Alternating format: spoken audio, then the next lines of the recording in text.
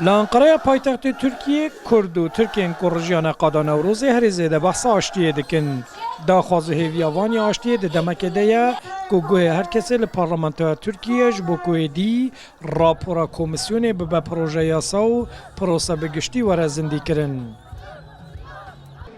İktidarın bir an önce kendi söylemine uygun olarak Pevîste desthilat di zûtirîn dem de reşnivîsa xwe ya li ser pêşniyazên yasayî yên raporê bimere parve bike.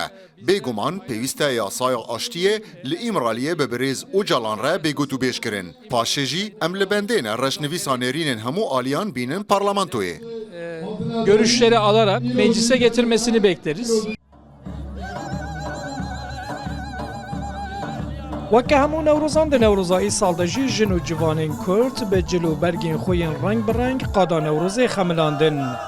جهه کوان ده خواست پیام خواه بگهین واتا پارلمانتوی ترکیه تنه 500 متران جوان دوره.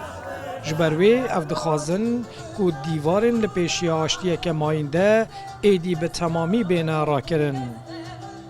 ولو زب خوش بود زب سونی بخیر به ایشالا شابون به حضور به بخوشی بدی بست اف رزالت اف کشتن اف شر اف دعو ولد آب سالان هم لبر تلویزیون نسبه حتی بی دردی دانن خود بی دردی درمان که ایشالله نوروز گله خوشه وکه جارندن هی بهتر خوش بو از باورم هی بهتر جو جبو گله کرد هفگرتنا هفدو خورد بکن و نوروز خوها بلند بکن آگر نوروز جوش بکن خوش اومد خواست مملکت خوبن مملکت نوروز پیروز کن مجبور نوروز پیروز کرد دیسا گله ما کرد همو برانه نوروز من تواری پیروز کمرا ورا گل سلاف گله خوشه خدا آزادی بینی خدا کی خوشی بینی خدا انشالله مدکی وقتی نوروز باش بو شکر قاند نوروز آمدنه بجای خوش بو یعنی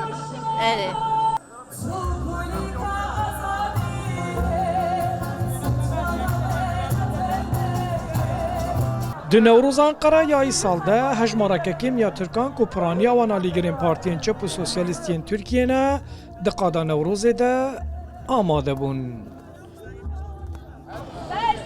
لپایتخت ترکیه انقره میدان که ناوندی که هم نزدیکی پارلمان توی هم نزدیکی اداره این دولتیه دم پارتی جی و کسی که جبو نوروز کن بونه جی حول دان که دنگی خوب گین حکومت داخوازوانه و که پشتی ججنه لپارلمان توی ایدی گوتو بیج لسر راپور دست پی بکن و یاسای پیویز بینه در خستن.